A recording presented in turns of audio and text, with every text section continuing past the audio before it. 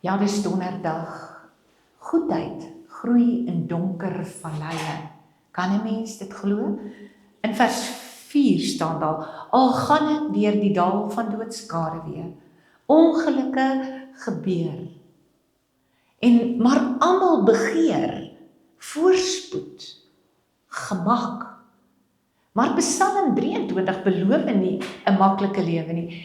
Dit gee ons die wonderlike belofte net van God se teenwoordigheid wat ons sal lei as 'n herder.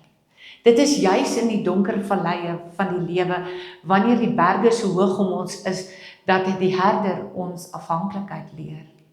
Tye wat ons nie weet hoe omstaande gaan bly nie en glad nie verstaan hoekom ons so moet sukkel nie, is dit juis dan die tye wat ons leer om medelee te hê ook aan die mense wat net so swaar kry en swaar dra soos ons.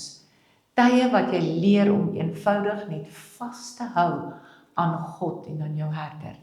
Mense wat selfs deur donker tye is en God daar ontmoet het, raak dikwels, heel dikwels, mense wat ander mense troos, want hulle weet, goedheid word nie net in sonskyn gevorm nie, dit word in diep donker valleie gevorm, juis daar waar jy so smag na die lig.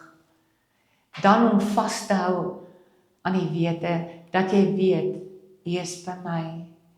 Die herder los my nie vir een oomblik alleen nie, en dit is genoeg om my vrede te gee, wat alle verstand te bowe gaan. Ek beloof jou, dis genoeg. Kom ons bid saam.